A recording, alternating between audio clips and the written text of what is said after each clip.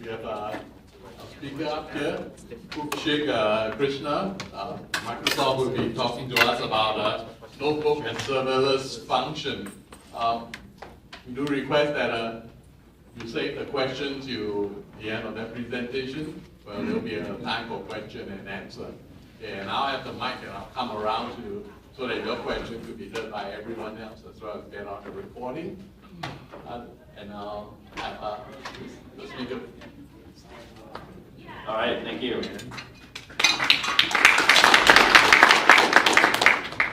Thanks everyone for coming. Yeah, my name is Koushik Krishnan. I'm a site reliability engineer at Microsoft. I work on the Azure Cosmos DB team. And today I'm here to talk about notebooks as serverless functions. So before I get into that, I just want to emphasize just how awesome Jupyter notebooks are. I am speaking at PyData, so I think a lot of people here would agree with me there. But just to hammer this, Jupyter notebooks are great for both beginners and experienced developers. There's all kinds of amazing tooling, like for data science, data visualization in the Jupyter ecosystem.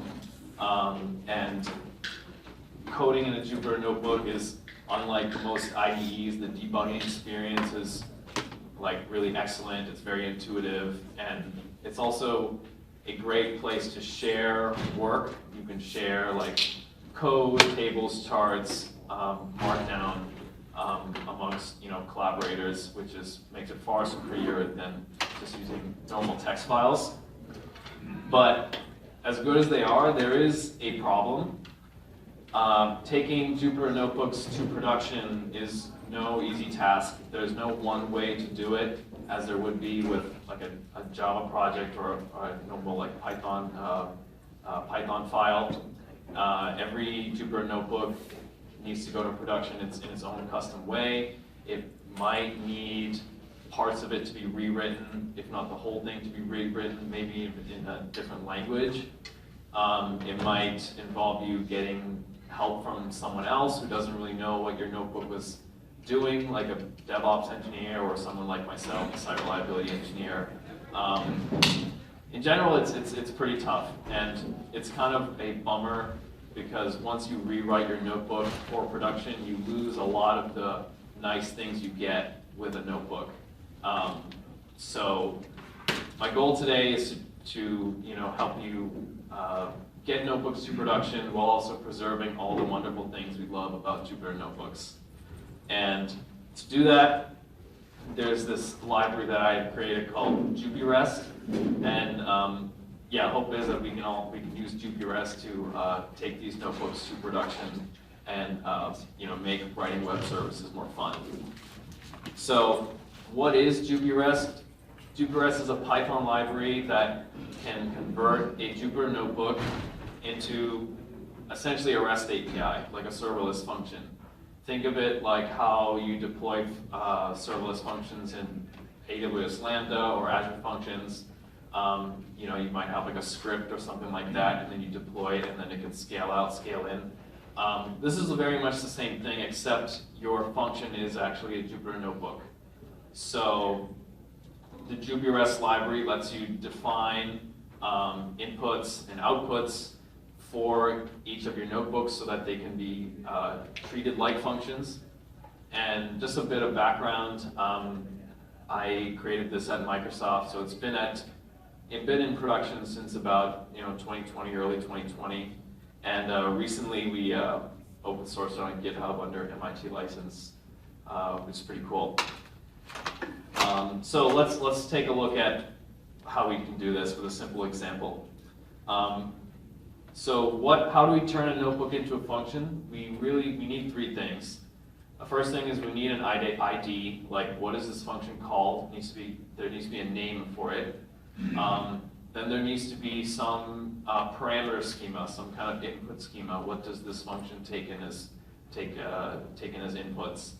And similarly, we need an output schema, like a return value, response body, all meaning the same thing. But we need to define these for our notebook to turn it into a function. So let's take a simple notebook here. It's very basic. It's like a hello world thing. If you're familiar with Papermill, you might see that cell, the first cell up there, the parameters tag, and know, oh, that's that's where we can inject our parameters. But basically, what that cell means is saying that these are the parameters for the notebook, and what's in the cell are the default parameters. So in this case, the notebook takes in one input called name, and it's a string, and the default value is world. And when we call this notebook, we can pass that in as a parameter and override that. The output, you can see there, we're calling a function called save output from Jupyrest. Whatever you pass into this function is essentially your return value or response from your notebook function. So when you're running this in a Jupyter lab, it's essentially a no-op. But when you actually deploy it to production, it will mean something, and I'll show you that later on. But here we're passing in a dict, and name is name. So the other thing we'll need to do is to create this JSON file, and it's called hello world config.json, and I'll go through each of the sections here. There's 3 sections. So the first thing is the ID. What is this function called? It's called hello world. The second thing is the input. So this is an input schema definition using JSON schema. So same way you define a Swagger API or Open API definition. Here it's saying, okay, it's an object with a property name, and that name is a string, and it's required. Similarly, the output. So this example is so simple that the output schema is the same as the input schema. But yeah, same deal. We use the same Swagger-like, Open API-like definition here. And if in order to associate one of these config files with a notebook, we have this naming convention. You just make sure the names are the same. So that's really all you need to do to turn a notebook into a function. So yeah, this is how it would look on your file system. Next, we can download Jupyrest and start up the server. So you pip install, and then you run that command up there. Notice that one of the parameters is the notebooks directory. So Jupyrest will take that directory, scan it for, and look for these notebook functions, and then make those available to you to execute via REST API. So let's do that. If I were to call one of these functions, what I need to do is do a post request like so.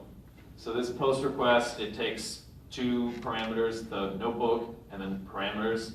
The notebook defined is like you give the ID of the notebook function. Parameters is like your request body. So here we're giving name, PyData Seattle, and then the notebook's hello world.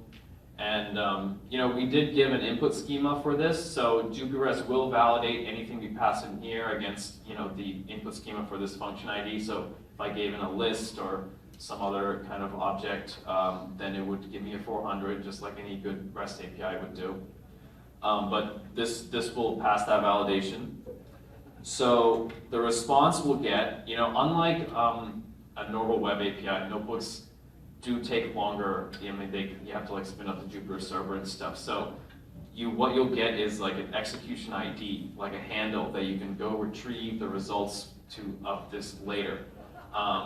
It's not usually you don't want to be waiting on this notebook to finish executing within a single web request. But this was a pretty simple one, so it completed pretty quickly, and we get this execution ID, and the status says it's completed. So now how do we get the outputs?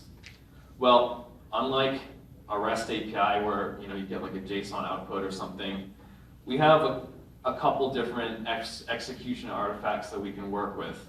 And so this is how you form the request to get it. You do a get, and then you get the execution ID. But you can have one of these 2 flags onto it. If you put output equals true, then you'll get whatever thing you saved in that save output call in that function. So that would be returned to you as JSON.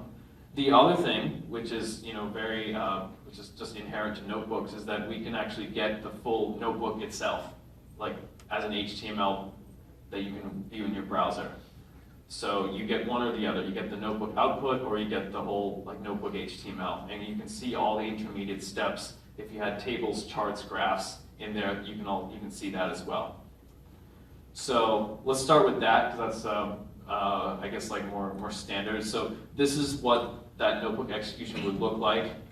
You notice here the parameters that I sent in from my request body have now shown up as a code cell in the notebook, so it overrides that previous one. So now this becomes the input to the notebook, and then it runs through everything, and it runs that save output at the end. But you don't really, it's like a no-op, or it is. You don't really, there's nothing like else there, so you can kind of see all the intermediate steps. If you put output equals true, then you'll see the output, which is what we passed into that save output function. And so now you've basically got this way of treating a notebook both like a notebook, like you could schedule a notebook to just run, and then you can view what the notebook looks like. But you could also look at the notebook as something with a clear, well-defined input and output. So it's sort of like a REST API. Of course, like I said, notebooks there's certain cases where this is not like a good idea. If I was making a web service that need to do like 1 million requests per second, I probably wouldn't want to use a notebook for every one of those things. But there are a lot of cases where a notebook would be a great place to, low throughput, kind of just use cases where the usability just makes a lot more sense. So yeah. So just kind of recapping here before we get into a little bit more advanced stuff. What have we done? We've taken an existing notebook, and then we've turned it into a REST API with very minimal changes to the notebook itself. It was really that save output call at the very end. That was really it. And then the config file, which is external to the notebook. So yeah, we got the input schema, the output schema. We can get like a JSON output from the notebook. And one of the cool things with this that's different than a traditional web service is that because we can get the full notebook execution, if let's say there was a problem in the notebook, there was a bug and there was an exception that was thrown, I really don't have to worry about doing all kinds of like logging or figuring out where I need to send my traces. It's all in the notebook. So I can just get the notebook execution, and I can see exactly where the failure happened as if I was running the notebook on my laptop. So it makes that whole debug, it lets you not have to figure out that part initially. So you can do debugging of your notebook executions really nicely just by looking at the notebook with that view HTML flag. So so this was a pretty popular project at Microsoft. People use it for all different types of scenarios. I'll go into what some of those are towards the end. But as people wrote more and more notebooks, we did run into some challenges, scaling out these types of services. So the big one here is, let's say you have like 100 or 200 notebooks. Every single one of them is going to have this config.json file next to it that defines like what the input and output is. What we found is a lot of notebooks would want to take in the same type of input, but they would do different types of analysis on it. So you want to share that input schema across many different notebooks, which, like I said, it would, if you did it the way I just showed, you would result in a lot of duplicated schemas, which is not ideal. So the question became, like, how can we define a model in one place and then reuse that across a bunch of different notebooks so that they can all share that, so we can update that once, and then our API contracts will get seamlessly updated as well.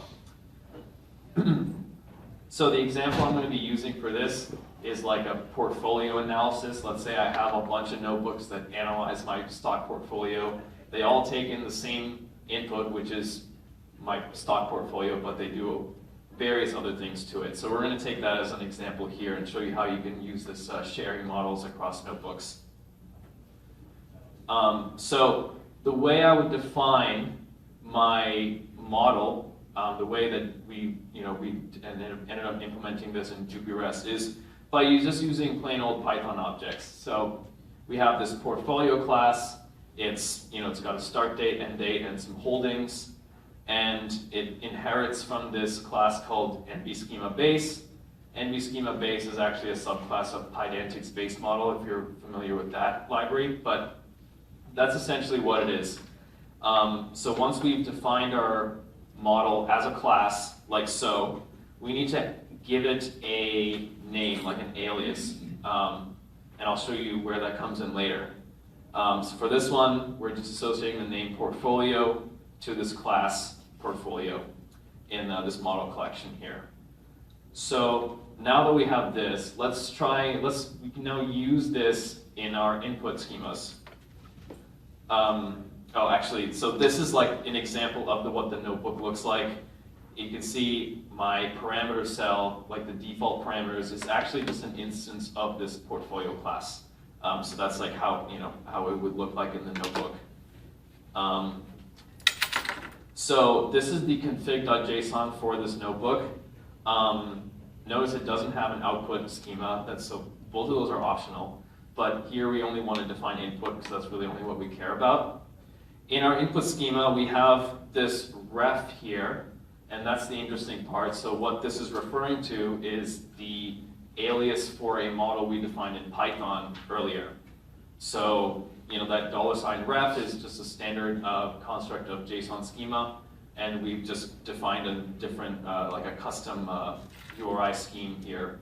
And then Jupyrest will resolve all of these for you when it does the schema validation. So when you send in a request, it would make sure that it has a start date, an end date, and the holdings look like what it needs to look like according to the type hints. So if I were to call this function, again, the client still sends JSON, so it just looks like this. And start date, end date, and then my holdings, and then like the weights of like what percentage of my portfolio is this stock. And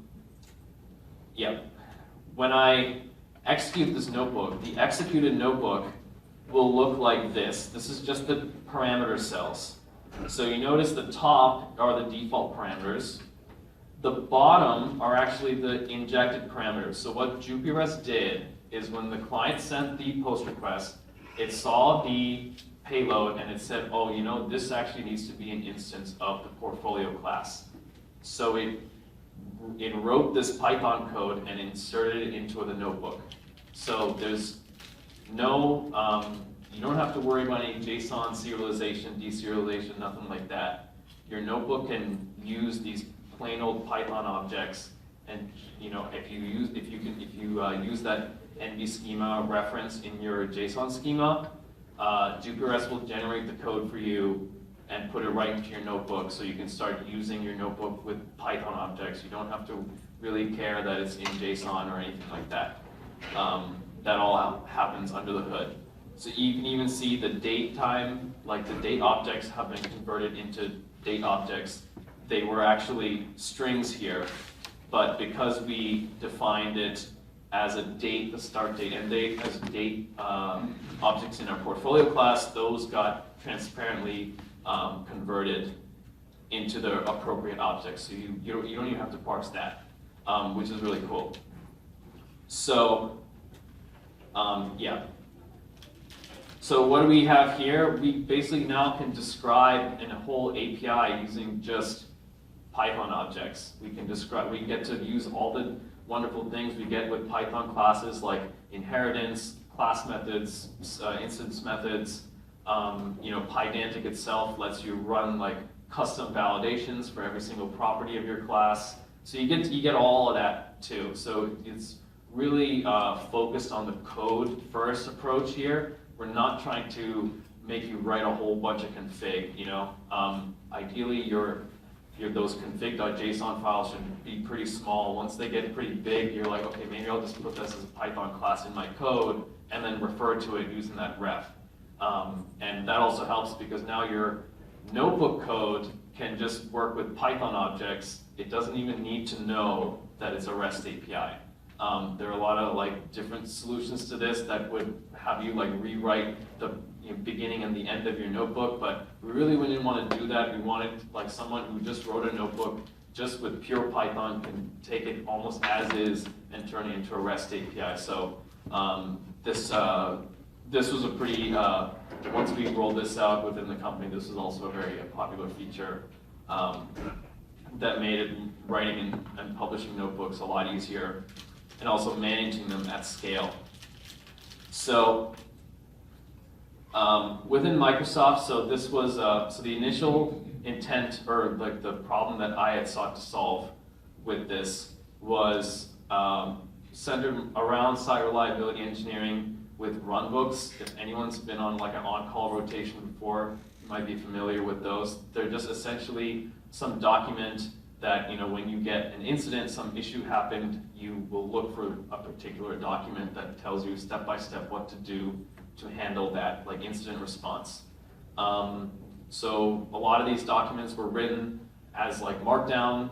Some of them might have been Jupyter notebooks, but they were all manually, consumed, or like the notebooks were manually run on the laptop. So what we use with Jupyrest is we could take these notebooks and deploy them as a service so that when an incident comes in, we can link up like a webhook so that when the incident's created, it can run one or more of these notebook runbooks, and to basically do the whole analysis of whatever the issue is.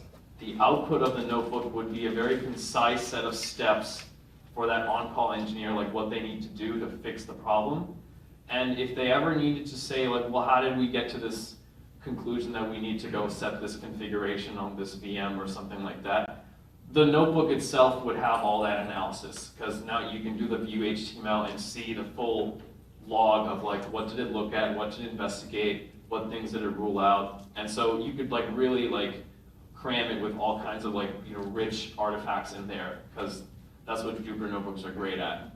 No need to like look at logs or anything like that.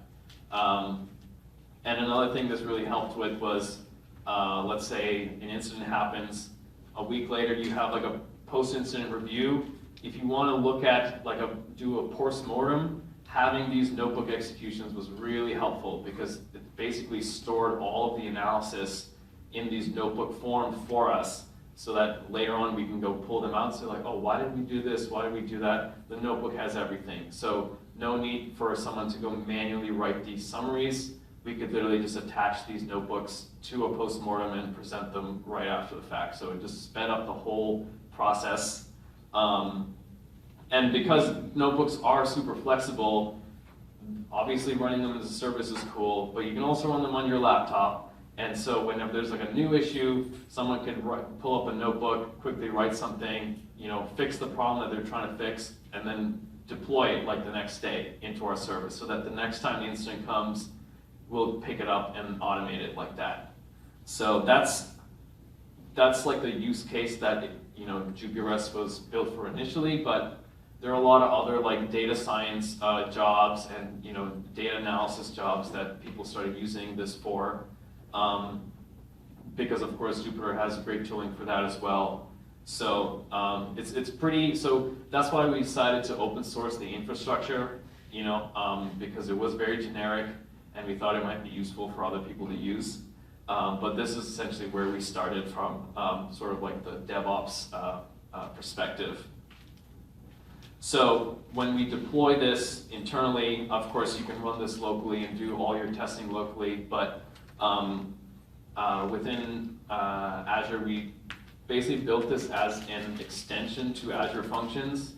So Azure Functions, that was nice because we didn't really want to build yet another serverless platform. We just build on top of one that's already there. The other advantage is that Azure Functions, the whole runtime is open source too, and it can let you deploy on-prem or in Kubernetes. It has all of those options available. So it gave us more flexibility through there. So yet another reason for us to open source this as well.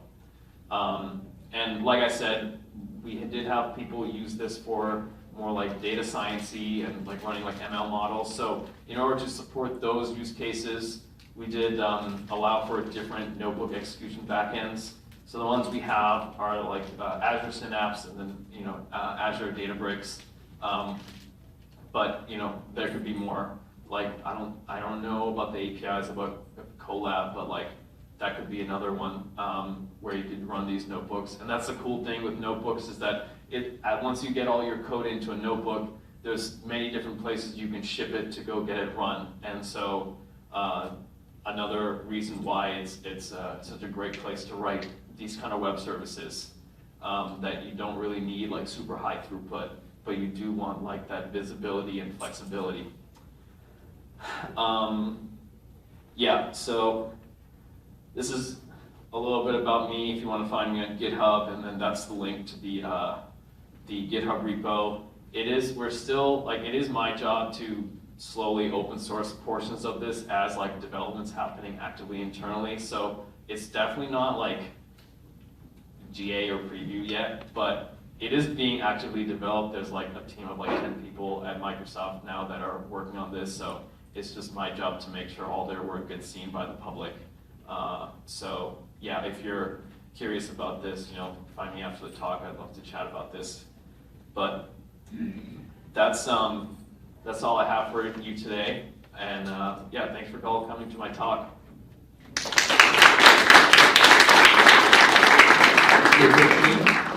Any questions from the audience? I've got a mic and I'll bring it to you.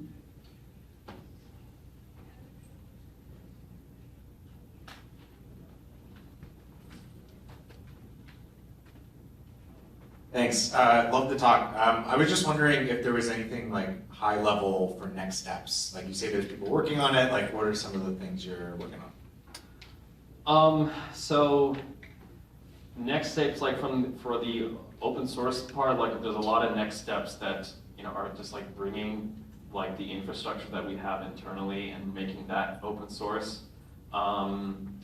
I think like apart from that, it would probably be, one thing is like the ability to run one notebook from another, or do like almost like Airflow, but like be able to like call Airflow within a notebook and then have like a scheduler that does that, because that's been like a ask within the company, because if you have a bunch of little notebooks that do small useful things, but then you want to kind of run them all in one DAG, we didn't really have a solution for that, but I would say that would be one, and also supporting like other languages, other kernels, so that people can write in some other languages other than Python and get the benefits of this. Other than Python, I don't understand. There are, yeah. Python's the easiest though, by far, yeah. Anyone else? I just had a question about like the deployment of the notebooks themselves. Like it seemed very simple if you have the notebook and the config file together on your laptop, how that would work. But if somebody like, if our incident response team is like offshore, and what kind of deployment requirements are they going to have? Like if that Jupyter notebook is sitting on my laptop, I assume they can't access it, or is it like something about the API ID that you're putting in that allows them to access something that's stored locally on my laptop? I just wasn't sure exactly how that worked. Yeah. So no one can run a notebook that's on your laptop, so that's definitely not a thing. But you would deploy this how you would deploy any other like web service. So it would be, you would check it into some source control like Git, and then do a code review, and then once it's good, you merge it into the main branch, and then deploy it to. In our case, it would be deploy as like an Azure function. So we have like a like a pipeline, like deployment pipeline, and we just piggyback on the Azure Functions deployment model. So so we just follow that. But yeah, there's definitely every notebook is like code, and so if it's on your laptop, it's great. And that's only for you, but if we want to make it available for everyone, it does have to go through like a code review process and then a deployment and all that.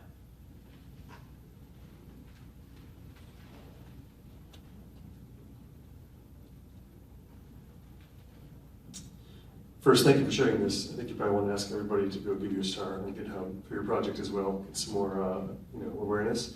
Second, have you thought about anything of, this past question, creating an easy button to say, hey, I want to publish this notebook as an Azure function?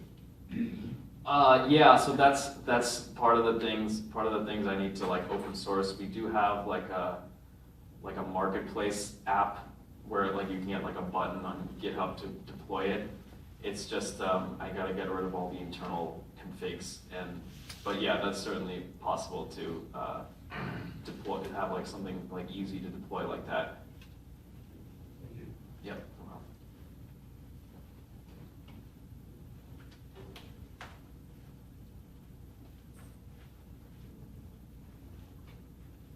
Anyone?